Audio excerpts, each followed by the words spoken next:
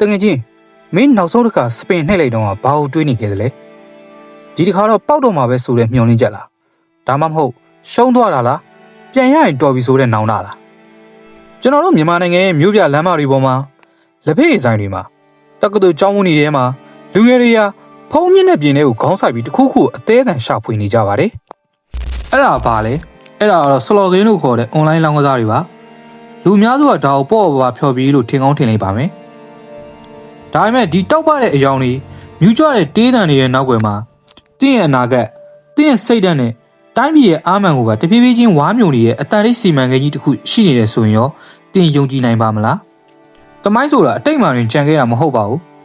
အာနာရှင်တွေကလူလူကိုထိန်းချုပ်ဖို့တူညီတဲ့နီးပြူအားအဟောင်းတွေကိုပုံစံအသစ်တွေနဲ့အကြိမ်ကြိမ်ပြန်သုံးလို့ရှိပါတယ်အရင်ခေတ်စစ်ဆိုးရလက်ထက်မှာလူလူရဲ့နိုင်ငံရေးနှိုးကြမှုတွေကိုတပ်ပစ်ဖို့နှလုံးဒီသုံးလုံးဒီဆိုတဲ့လူမှုရေးဘေးတွေကိုစတင်ကျွေးခဲ့ကြပူပါတယ်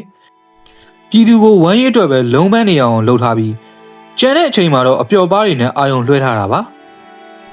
လူတယောက်ဟာမိမိဘဝရဲ့ဆင်းရဲတဲ့ဒုက္ခတွေကိုကံအပေါ်မှာပဲပုံချလိရှိပါတယ်တကယ်ပြဿနာအရင်းမြစ်ဖြစ်တဲ့စနစ်ဆိုးကိုစန့်ကျင်ဖို့အားအင်တွေကုန်ခန်းသွားတတ်ပါတယ်1920ဝန်းကျင်ကလူတွေဟာညဘက်မှတ်တဲ့အိမ်မက်ကိုအတိတ်ကောက်ရင်တိုင်းပြည်အရေးကိုမေ့လျော့နေခဲ့ကြသလိုပါပဲအခုခေတ်မှာတော့အဲ့ဒီအတိတ်ကောက်တဲ့စာရွက်တွေဟာဆလော့ဂိမ်းversion 2အဖြစ်တင့်ဖုန်းတွေကိုရောက်ရှိလာတာပါဒီနေရာမှာကျွန်တော်တို့မေးစရာတွေရှိလာပါတယ်ဒါဆိုငါတို့နိုင်နေရာတွေကဘာတွေလဲတကယ်တော့ဆလော့ဂိမ်းတွေကမင်းကိုနိုင်ခွင့်ပေးဖို့ဖန်တီးထားတာမဟုတ်ပါဘူးနီးပညာရကြည့်ရင်ဒီဂိမ်းရဲ့နောက်ွယ်မှာ RNG လို့ခေါ်တဲ့ Random Number Generator ဆိုတဲ့စနစ်ရှိနေပါတယ်တကယ်ချင်း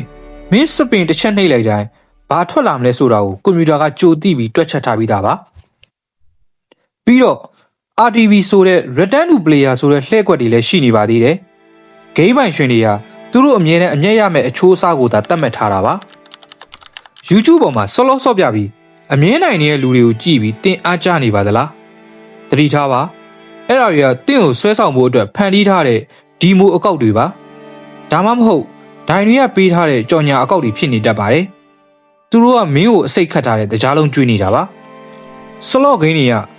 မင်းအုံနောက်ကိုဘလို့ကစားနိုင်လဲဆိုတာသိလားအဲ့ဒါကတော့နီယာမီအဖက်လို့ခေါ်တဲ့နိုင်ငံလေးဆိုတဲ့ခံစားချက်ကိုပေးတာပါပုံသုံးပုံမှာနှစ်ပုံကတူနေပြီးနောက်ဆုံးပုံကလွဲသားတဲ့အခါမင်းအုံနောက်ကငါရှုံးပြီလို့မတွေးပဲငါနိုင်တော့မှနောက်တစ်ခါဆိုရပြီလို့မှားယွင်းစွာတွက်ချက်တတ်ပါတယ်